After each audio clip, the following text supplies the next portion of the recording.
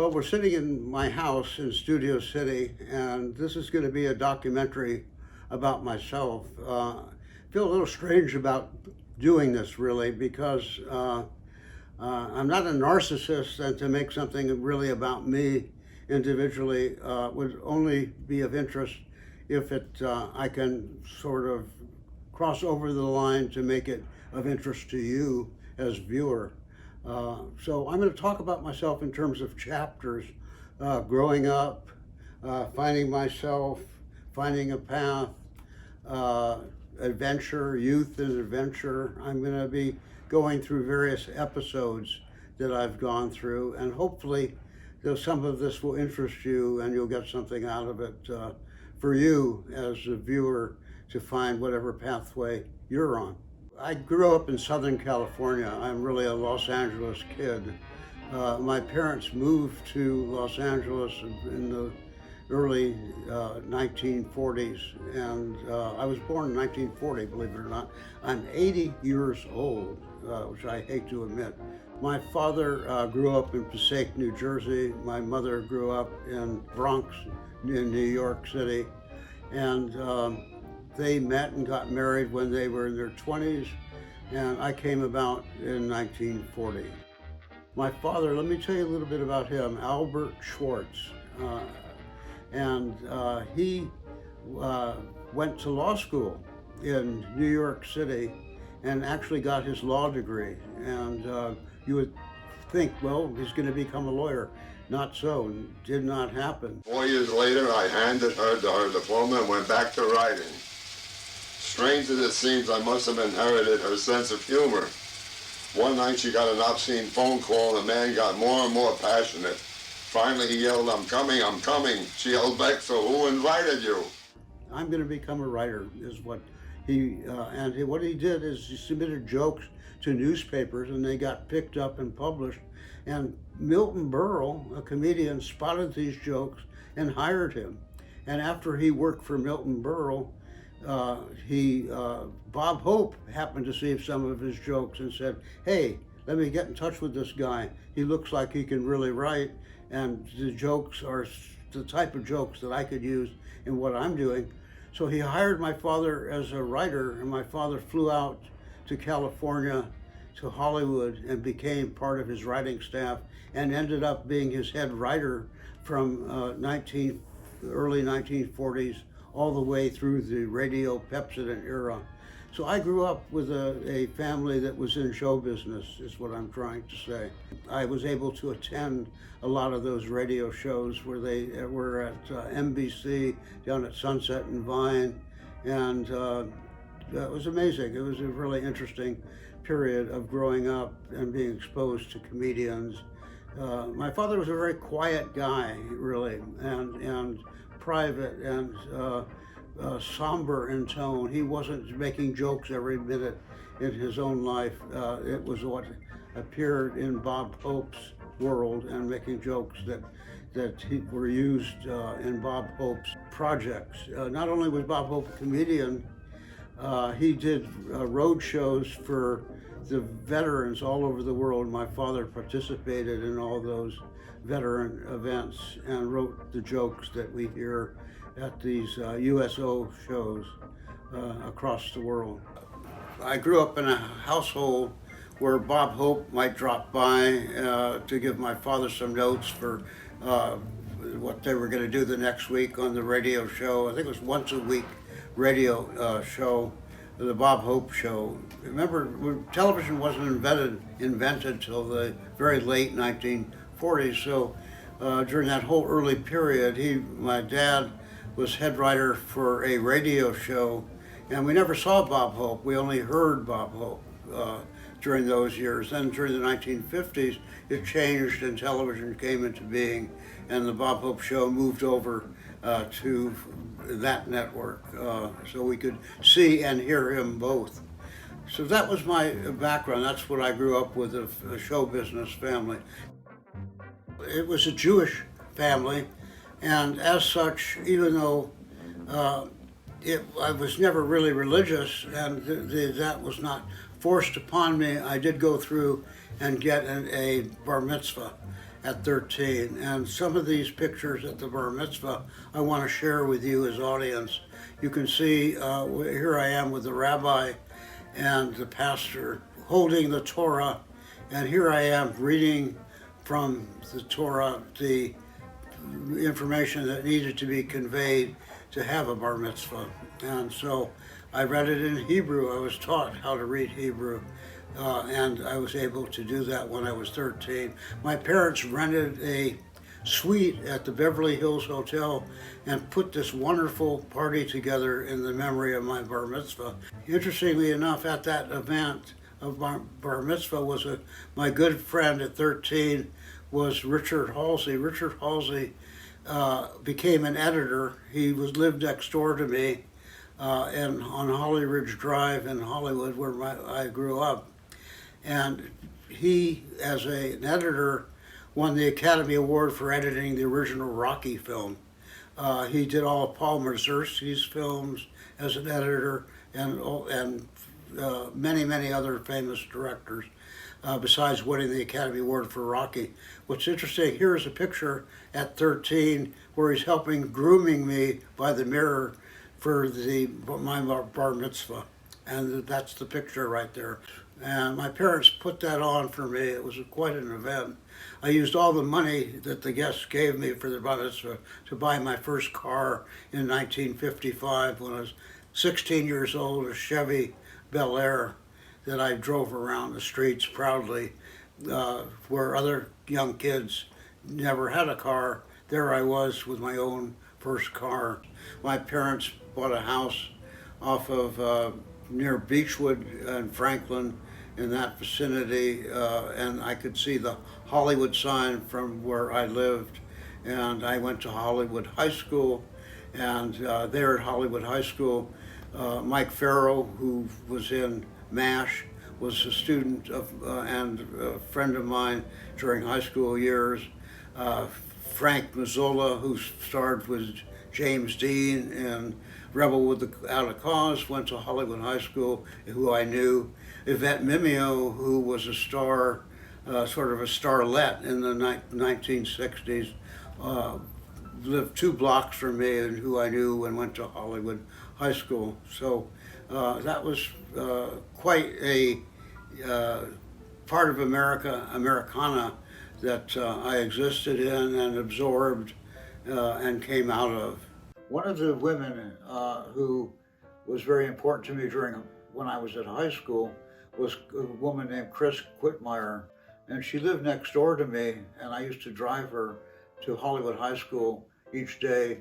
She was romantically involved with someone else, and I was just a friend of hers, but I was always this would-be lover if she ever turned to me, which she didn't. But interestingly enough, I invited her up to one of these blind date parties at Sammy's, the Sam fraternity, and she came. Here's a picture of myself with Chris Quitmeyer at Sammy blind date party. My sister, I have a older sister who was born in 1935, 5-year age difference. Very gifted artist and a poet, and contributed to lyrics and music, and is quite an interesting person in her own right. She was skilled in not just as a lyricist for music, that she also had artistic talents. It's one of my paintings, and it was done in acrylic and watercolor, even though it looks like an oil painting. This was an anniversary present for Mom and Dad, and it's supposed to be his hand and her hand together. They have to put a plant in here, and there's a plant in the painting, and it symbolizes love. That's a very nice piece. Here are some other pictures of Judith's drawings. It's just amazing how talented she was. She could be a lyricist with music. She could write poetry. She was a visual artist. She never had painting lessons, and yet she produced masterful watercolors and portraits that won awards, and she could have had a variety of careers. She was a person who moved among different kinds of talents. One of her talents was poetry, and this is a poem that especially moved me just before she passed away in 2002. The title of the poem is "Time is All That We Own." Faces change and gather lines. Not a soul can turn back time. Start out fast and finish slow. King of the world, no places to go. Through laughter may give way to tears. Love is stronger throughout the years. When morning sun seems far away, our hearts still glow with yesterday. Tomorrow's star is all ours to know, like roses under winter snow. And if we walk in memory's light, we need not fear the kiss of night. Less traveled roads now come to call, as summer days drift into fall. My love, if only I had known, it's true that time is all that we own. Time is all that we own. A beautiful poem written in 2002, shortly before my poor sister passed away, and this poem is one of the things that she's left behind.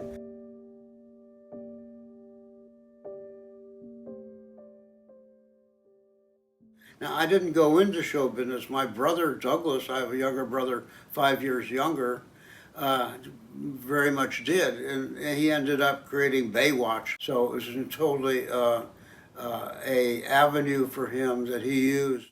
He and I have almost always, from the very beginning, had a contentious relationship with because I was jealous of him. I was the lead person in my mother's life until he was born. Once he was born, all of her attention went to Douglas, so I felt abandoned, and as such, was not too happy that she had decided to have a third child. So my sister Judith was the eldest child, and then I'm the middle child, 5 years younger, and then Douglas is the younger child who came into being and sort of usurped my place in my mother's life. And I always felt hurt by that and not being able to recognize it emotionally.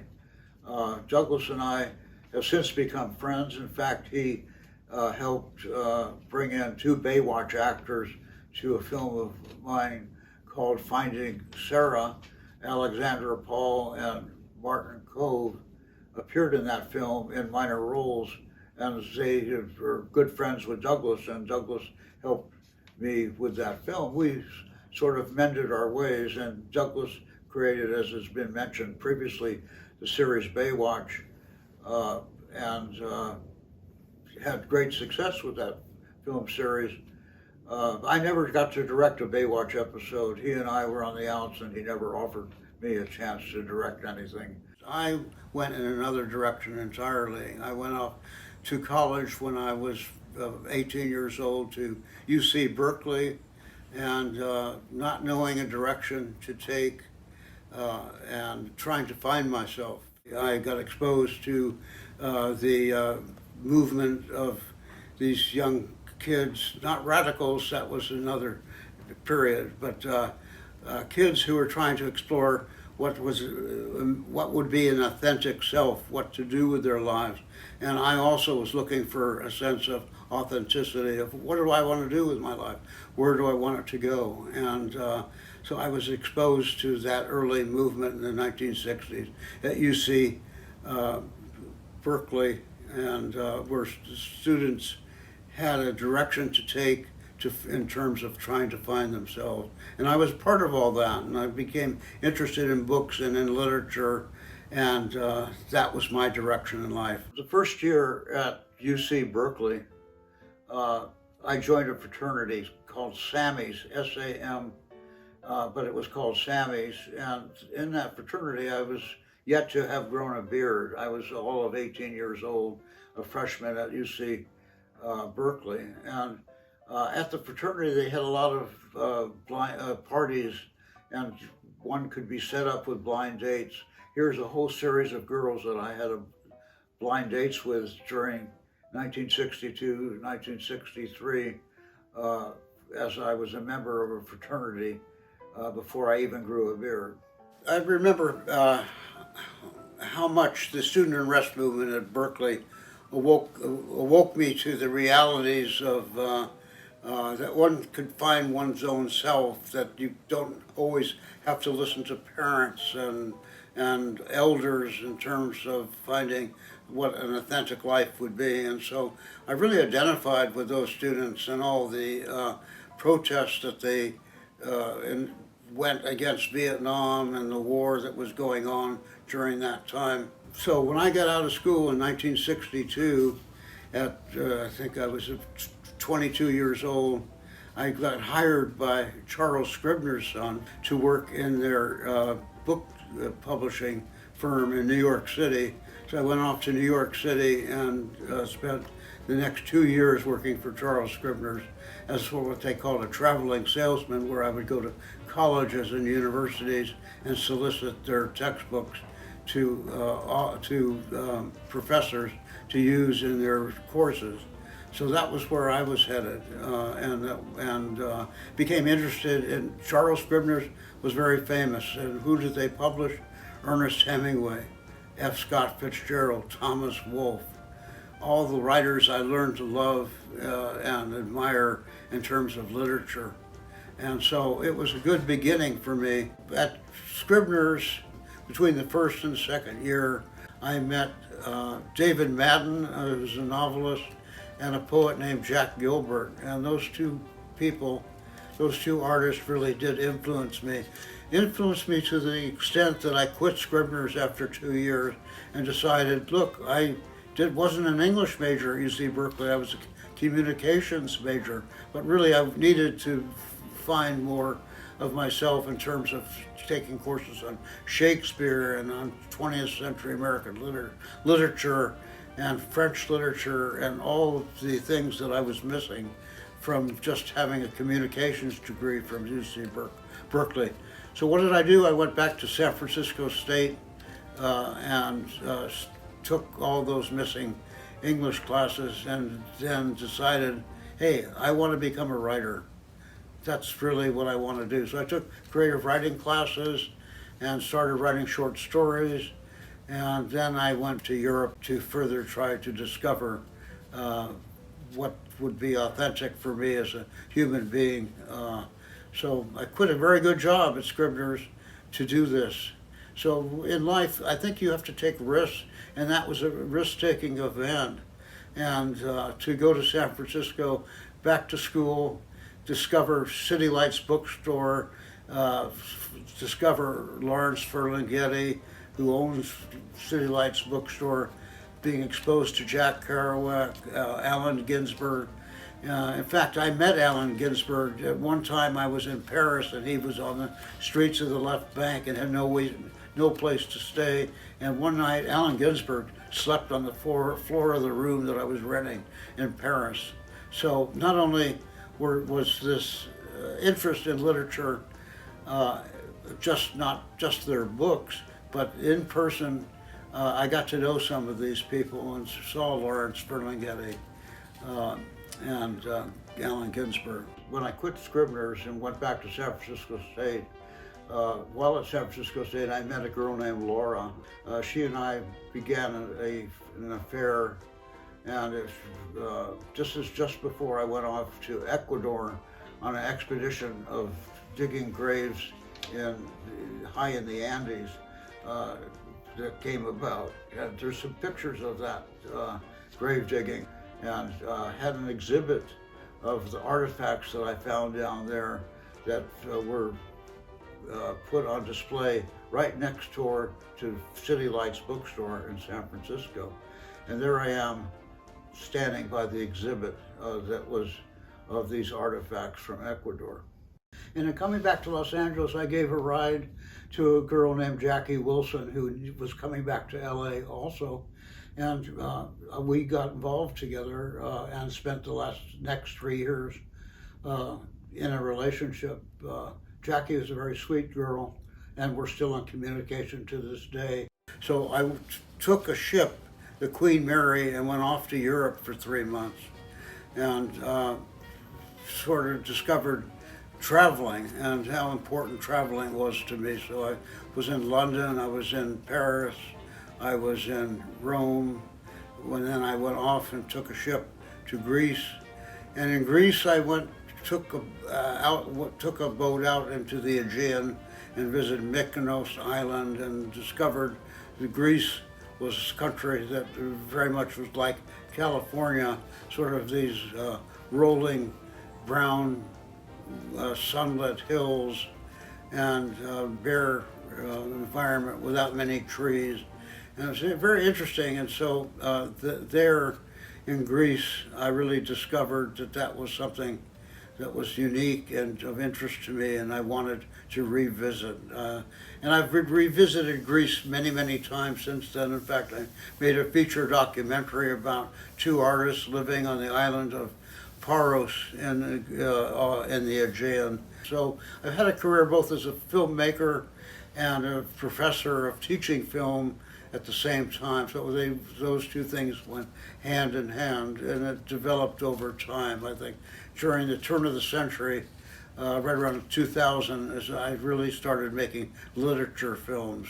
An adaptation of Eudora Welty, classic short story Worn Path, Tilly Olson, I Stand Here Ironing, John Updike, A&P. All these were classic fictional pieces, and I was lucky enough to get the backing of Harcourt Brace to be able to turn these works of literature into films.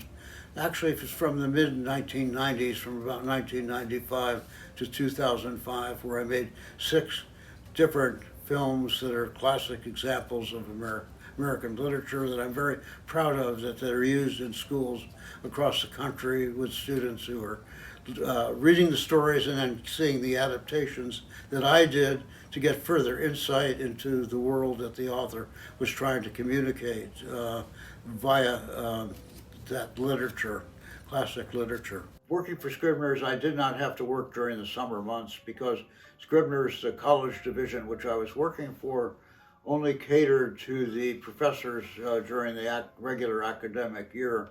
So from June to the end of August, I had that period off from work, actually. And during that time, I went back to South Africa. Not back to South Africa. I decided to go to South Africa to visit a woman there that I met coming back on a boat previously a year before on the Queen Mary. I met Mary Lou Ellis, South African girl living in apartheid then South Africa.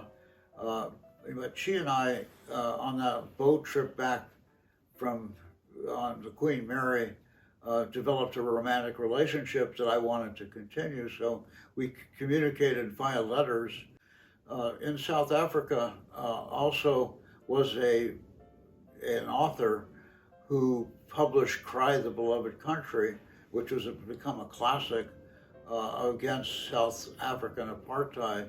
And I got to interview him for Scribner's and met him while I was in South Africa visiting Mary Lou Ellis, who I had this very intense romantic affair with that lasted all of a week when I was in South Africa. Our differences were just too great, and it ended. But coming back from South Africa, after meeting and talking to Alan Paton, I was able to go to Zanzibar, up into Kenya. I visited Cairo, then I flew to Tel Aviv, and spent some time in Israel before going off to Corfu and Greece, and then coming back to the United States. After I quit Scribner's, and then after I was at San Francisco State, I eventually started writing a novel, and I submitted that novel, the piece of it, to UC Irvine, the writing program, which was just developing. This is around 1969, 1970. And I was accepted into this workshop to eventually get an MFA in creative writing and in effect in screenwriting. I went and did a master's thesis which was a full-length screenplay, and then I went to UCLA with that script and filmed it through their cinema program. So really had a background in writing and then also in shooting films through shooting my own script at UCLA cinema program, and then ended up with an MFA in writing, Master of Fine Arts in writing. So when I got to teaching, my teaching career really became important to me when I got my first big teaching job, which was at Rutgers University in New Jersey at the Camden branch campus. A friend of mine recommended me to the head of the humanities division, and I was hired to teach both English and film classes, and in effect I started the film program in the Camden branch. I didn't have a film program back in 1970, and I was able to initiate that program, and it began. After 1 year at Rutgers, I really wanted to return to California. I didn't want to keep living in the East Coast, and so I did return to Los Angeles. And where did I teach? At LA City College, El Camino College, Cerritos College, all the local community colleges, but I could only get a position as a part-time and hourly instructor. Full-time positions were scarce or non-existent.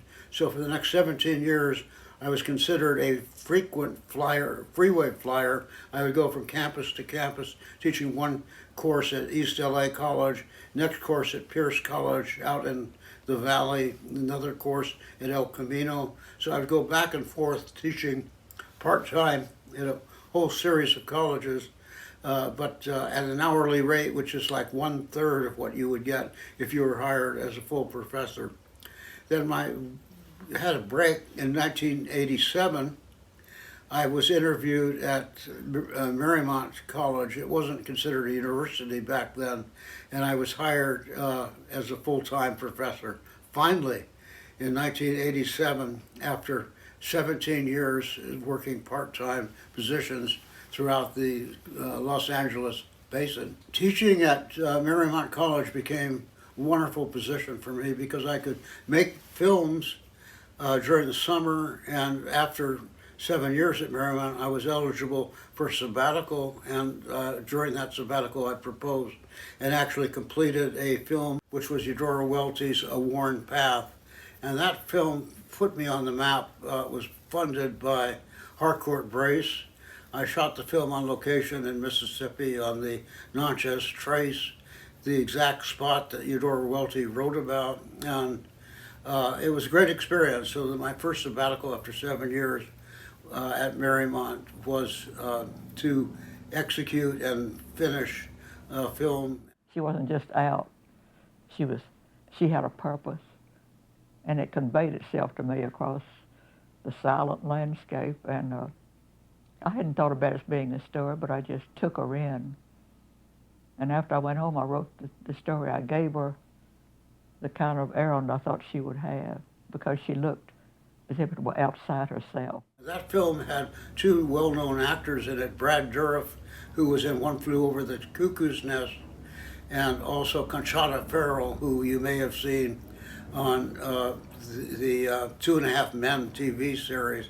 Really, I'm very happy that that film is being used at colleges and universities to teach Eudora Welty's short stories, so that we see a visualization of that tale. I met a gentleman named Michael Rosenberg, who was head of Harcourt Brace, and he was a sort of a maverick editor at Harcourt Brace that wanted to branch out, and he and I together jointly started a film program that existed through Harcourt Brace for the next decade. And I did 6 adaptations of classic pieces of American literature, including John Updike's A&P, Eudora Welty's Worn Path, Tilly Olson's I Stand Here Ironing, Raymond Carver's classic short story Cathedral, and Alice Walker's Everyday Use, and Langston Hughes' Salvation were the short films that I did for Harcourt Brace, which they helped produce along with me, and I kept doing these films when I had sabbaticals from Marymount College. Marymount College I ended up teaching at for 32 years and had 3 separate sabbaticals at each interval of 7 years. So I was very lucky to have that opportunity. And during each of those sabbaticals, I was able to make a film and that I returned with those literature films I just mentioned.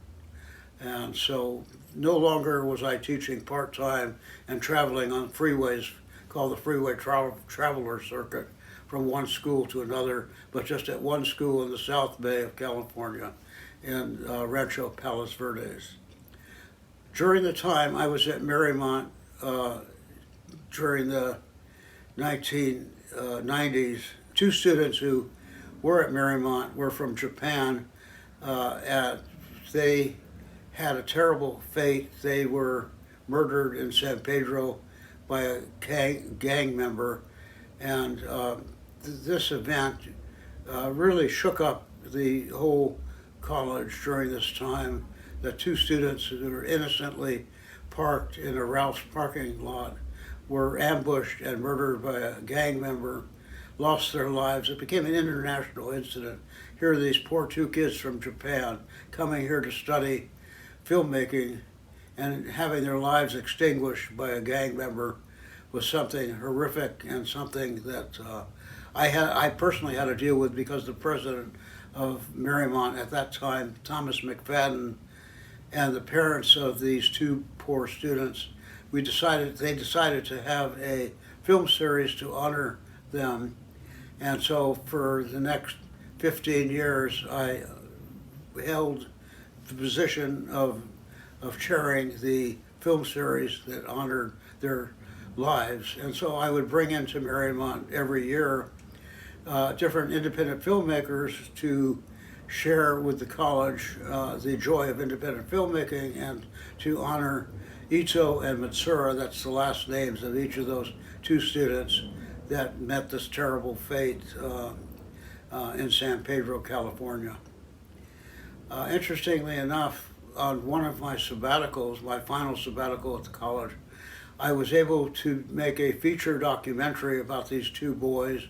I went to Japan and interviewed their parents, and that film played on public television and won a number of different awards. Very proud of having done that film that allowed the memory of these 2 boys not to get faded into history, but to become a landmark of a violent event that could be turned at least into a film that celebrated their lives when they did live.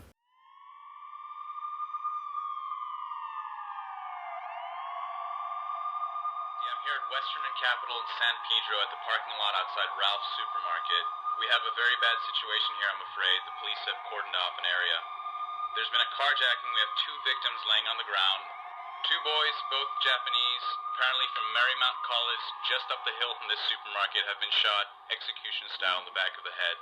They've been taken by ambulance to Harper General Hospital. We don't know much else right now.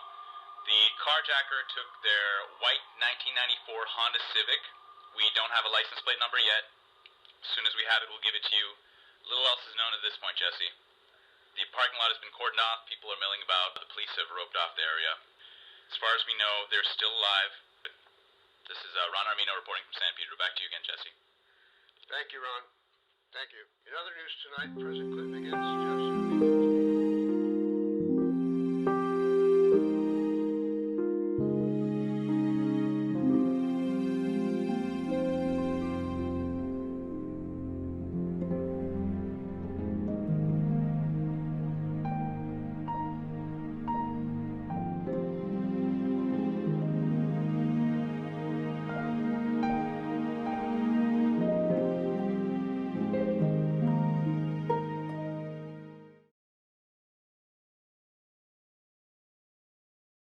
I'm going to talk about, there's one other school that I taught at when I was going from college to college, teaching various part-time positions. And that is a place called the Theater of Arts. Two of my students were Adam Silver and Domingo Ambres. We created a series of improvs to get these guys into the mode of being able to handle acting and removing themselves from who they were to become these makeshift characters, imaginary characters. And two of those characters we took to MacArthur Park and ended up filming in MacArthur Park a drowning and a robbery that ended up becoming a whole feature film called In MacArthur Park. Adam Silver played the lead in that film. He's a Navajo Indian from New Mexico. In the film, he was conceived to be from Parker, Arizona. He murders Domingo Ambres, who falls into the lake and drowns. And that little short film ended up on PBS in a special segment that they did. And I submitted that film to the American Film Institute, and the American Film Institute, after 3 times trying, gave me a grant to do the feature version of that film. And that was a huge break that I was delighted to have had happen to me so that I could turn the short version of In MacArthur Park into a feature. And that film won a considerable amount of awards. It was played at AFI, since it was funded by AFI. It played at the Laemmle Theaters in downtown LA. It was revived after about 10 years to play again here in Los Angeles. I played the film at Deauville, France, San Sebastian. It won the International Critics Prize, in fact, at San Sebastian, the Fiprizzi Award. It's played on Swedish television, on German television, on Greek television. It had an international audience because it represented the unfortunate in America. It represented the underprivileged, and thematically, people could identify with it. So I was very pleased to have that film as part of my background and a film that would lead to other things.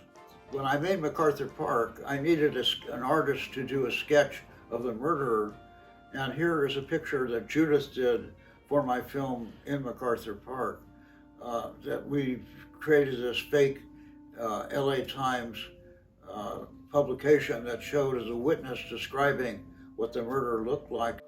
That film was a calling card for me to make other films, and the fact that it got great reviews. Kevin Thomas reviewed it in the LA Times. Charles Chaplin reviewed it also. It put me on the map. Where's your wallet? I don't have a wallet. Turn out your pockets. That's it? What's that? What's that key there? It's the key to my hotel. What's your name? Triam Lee. How do you spell that? Triamlee. You got a birth date, Mr. Lee? March 10, 1948. And where were you born, Mr. Lee? Parker, Arizona. Parker, is that on an Indian reservation? Yes. You're an Indian from Parker, is that it? Yes. Running for wants and warrants.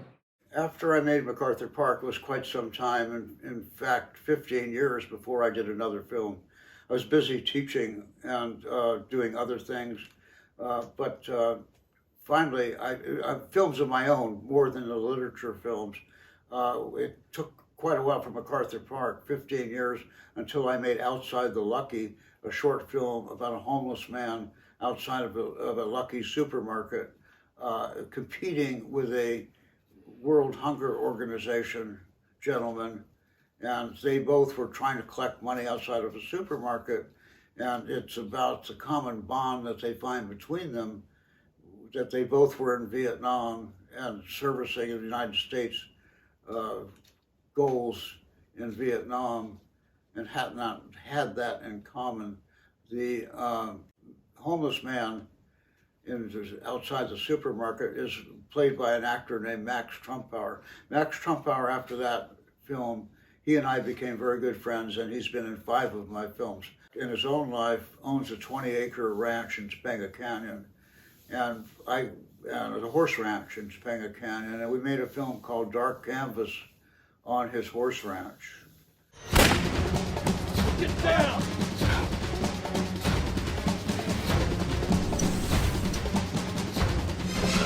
Going somewhere?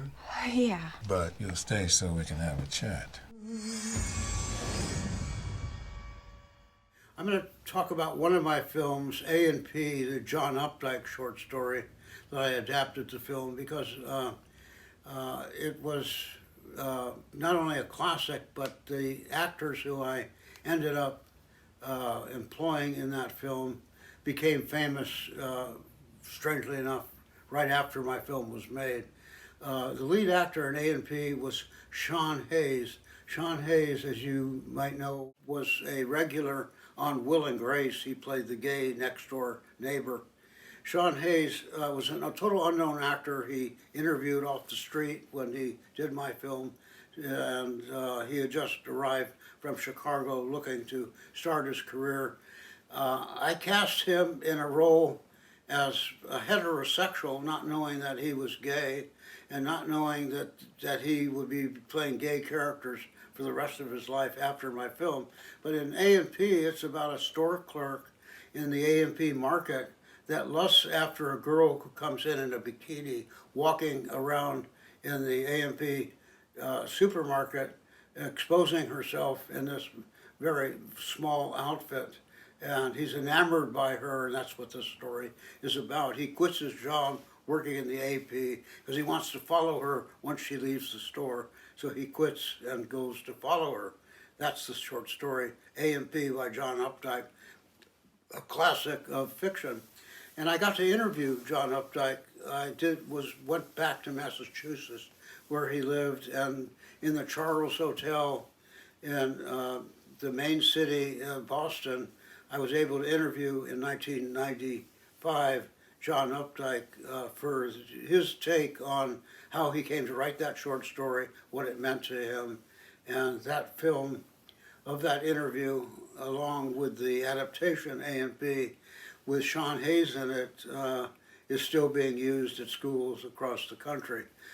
Also in that same film is a young actress who played the female that he lusts after, named Amy Smart. Amy Smart has a career of her own. One of the other films that I made over the years was called Make-A-Wish Molly. Make-A-Wish Molly is an adaptation of a children's book, from which the earlier children's book, Molly's Pilgrim, was also written by the same author. That film, Molly's Pilgrim, won the Academy Award for Best Short Film when it was made. I had the good fortune of being employed as a director to make the sequel to that Academy Award-winning film. The film I did, Make-A-Wish Molly, was made with different actors, and it continued the story that was used in the Molly's Pilgrim film, but took it in another direction. In that film, 2 actors who became famous, Megan Good, who's done a number of TV series, and Mila Kunis, 11 years old, played the antagonist in my film. It was the beginning of her career. That's an interesting side note, that a number of the actors I've used over the years have had careers that began with me but then branched off, and I'm glad that I was able to help them, and I was totally unexpecting any of them to become famous like they did. I'm going to talk about the fact that I brought 3 children into the world, offspring, and each of them was not raised by me. I don't take credit for how they turned out because I was not an in-house parent, but strangely enough, they did inherit my genes, and all 3 turned out very well. Let me tell you a little bit about the story about these 3 children and how they came about. The first child, believe it or not, I was hijacked on a plane going from Chicago to Philadelphia. It was hijacked to Cuba, and I was on that plane. It was dangerous. This was in the 1970 is when this took place. And waiting in the airport in Havana, I started talking to a girl who was also on the plane. Then when we got back safely to the United States, this is when I was starting to teach at Rutgers University. And this was a side trip I had taken just for a weekend. In any event, she and I got together, and 3 months later, she called me and said, guess what? You're going to be a father. You have a child. And that child is Rebecca, and this is a picture of Rebecca when she was 3 years old with her mother, Marilyn Marker. This is a shot of, I drove to Idaho, picked her up, and we I took her back to LA and introduced her to my family and got to know her, and we've established a very good bond between us, even though I did not raise her. Well, while at LACC, I taught an English class, and in that English class was a girl from Sweden, very tall, very good-looking woman, and shortly after the class ended, she and I started dating, and she ended up being pregnant, and my not knowing it, but then she called me and let me know that.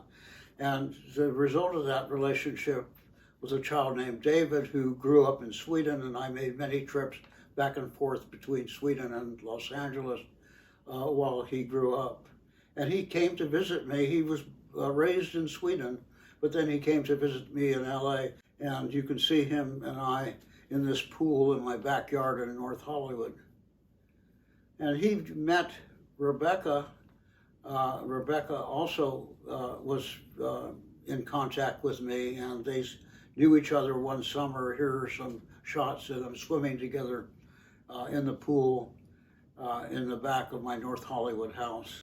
Since I was teaching full-time at Marymount, I was able to bring him to Marymount free of tuition, and since he was my son, and he spent 2 years there getting an AA degree before going on to USC and finishing a business education major, and ended up very successfully starting with 2 other guys his own 24-hour home care business, which employs women to come into the homes of elderly to take care of them in-house so that they don't have to go to some retirement community. And that still exists today, that he's now married, has 2 children of his own, and has a successful business.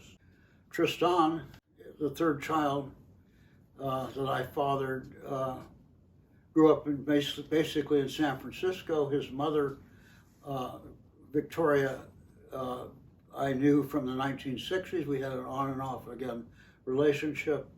And then I was down in Costa Rica coming back home and ran into her in an airport, and she said, guess what, you've got a 9-year-old son that you never knew about. Well, Tristan was raised by Victoria in the San Francisco Bay Area and in Santa Rosa, California, and went to Stanford University. His grandfather funded his education to Stanford. Tristan has become very successful. In fact, he's now famous. He, if you've seen Social Dilemma on Netflix, he was the main person interviewed there because he grew up, like I said, he went to Stanford University.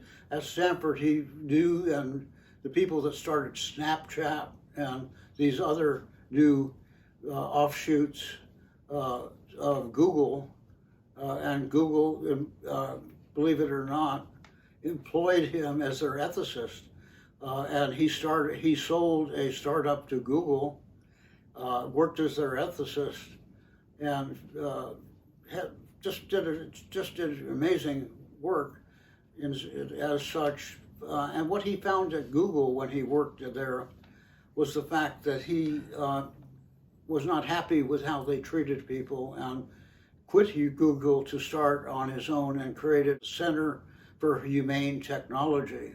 And it's sort of like what happened with the woman who was a whistleblower on Facebook. Well, he was a whistleblower on Google.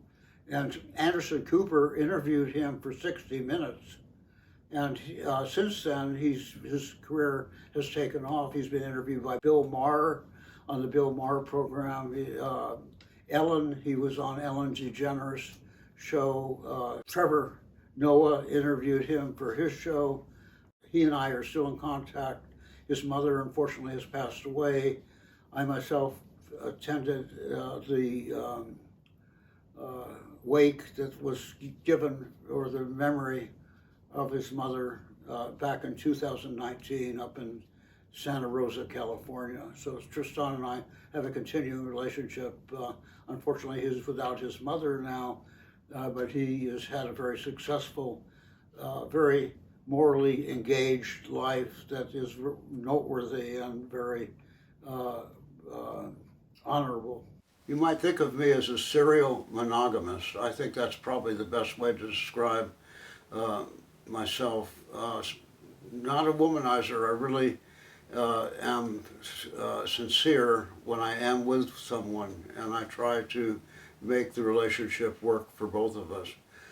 You might also be asking, with these 3 children that I've introduced you to, what was my role? I didn't raise them, I mentioned, but I did help financially. I want that to be clear, that I never shied away and left any of these women. I stood up and tried to be a man about it, and that was my concern, was to be there for these women. In the circumstances, I want to talk about this more. This was not by unprotected sex that these children came about.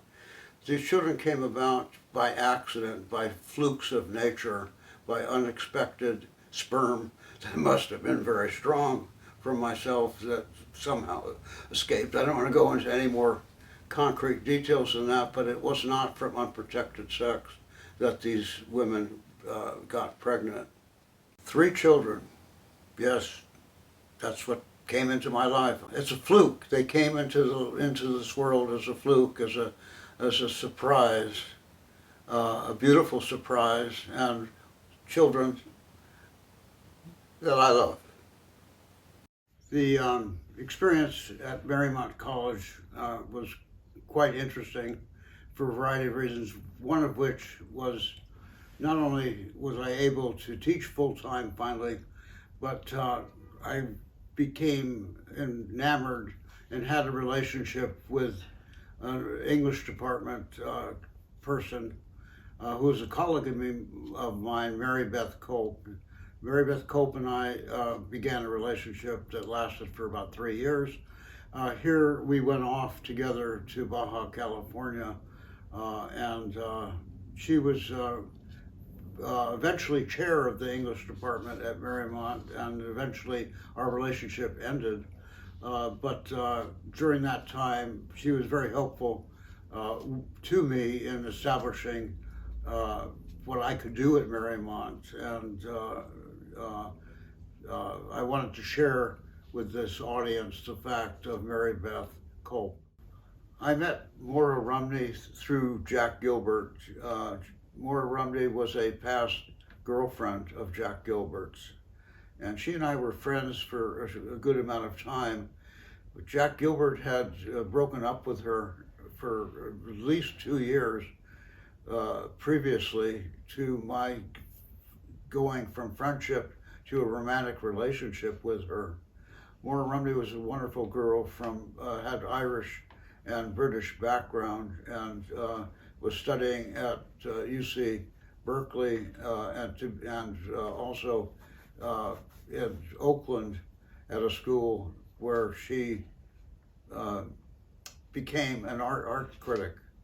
And what was interesting, Maura and I went off to Greece because I loved Greece, and she decided to come there to meet me in Greece, and we lived for a short time on the island of Sifnos before traveling off to Turkey, and then from Turkey we took a ship to Odessa, and from Odessa a train to Moscow. And I was able to experience being in Lenin in Red Square and looking at Lenin's grave. Amazing experience. We left through St. Petersburg and flew out to Finland and then back to the United States. So it's quite a whirlwind trip, and I enjoyed being with Maura during that time. Another person who's important to me is my niece, Robin. Robin is my sister's child, who was raised by my parents rather than by my sister. And I don't want to get into how that came about, but what's important is that from 4 years old onward, I was very close with Robin, and this is a shot of us together. I remember visiting her at my parents' house when I moved out from there, and she would walk on my toes, and I would play with her at that young age, and she's always been there for me and I for her. And now she's an adult with her own son, Oliver. Over the years, there's 2 or 3 women who I met online who I've had relationships with, and certainly it's noteworthy to talk about them. One of them was Mary Beth Calamine, who was a Fuller Seminary student getting her PhD at Fuller, and she and I met online, and she's a wonderful girl. Also online, I met Donna, who was a teacher in administration at Woodbury University. And Donna and I went to Costa Rica together, and also a variety of short trips around Los Angeles. And Donna and I also went to Baja California. In 1984, 1986, I continued my part-time work at Cal State Northridge, where I was hired to teach an introduction to film class. And while there, I met a woman in a cafeteria, not one of my students, but just a woman who by happenstance was there, named Andrea. And Andrea and I developed a wonderful relationship, but it only lasted for 9 months because she had just gotten divorced, and I was a rebound relationship for her. But I was very much in love with her, is all I can tell you. And I'm sorry it didn't work out, and it was very painful when she decided to leave me. Mindy is someone I met at a Jewish get-together at the Sportsman's Lodge in Studio City, California, a dance, and I met her and we established a relationship. Mindy lived in my North Hollywood house. She knew both David and Rebecca. I have a pool in the backyard, and there we are near the jacuzzi. And Mindy and I also went to Alaska on a boat, and at a dinner party, there we are. One summer when I was free from teaching, I went off to Southeast Asia, to Singapore, to Thailand, to Bangkok. And I had heard about all these women in the bars in Bangkok. Here's some shots of me in Bangkok with all of these lovely young ladies. Life was an adventure, and I wanted to have it as such. 3 colleagues of mine at Marymount College were Chuck Spurgeon, who was the chair of the English department. Also at Marymount was Corey Sayers. Corey Sayers also taught in the English program, and Corey and I were good friends and have been good friends for the last couple of decades. In fact, so much so that I was able to do an adaptation of one of her mystery novels called Justice for Lizzie, and that is just coming out in 2022 with the publication of her book with that exact title, Justice for Lizzie. Here's a little excerpt from the trailer that we did for that film.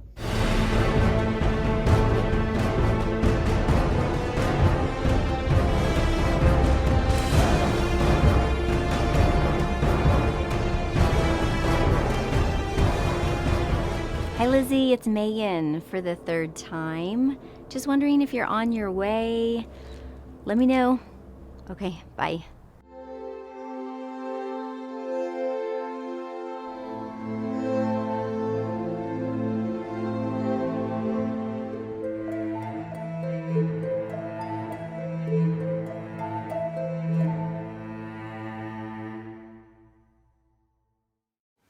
had the good fortune of having parents who cared for me and raised me well, and I really give credit to them. I want to talk about my mother. She lived to 97 years old. My father passed away when he was 77 because he was a former smoker. I myself smoked till I was 40, and it was the hardest thing I ever did was to give up smoking, to tell you the truth. But I would not be here today if I hadn't quit smoking. I've been with Philly, who you've seen on screen here.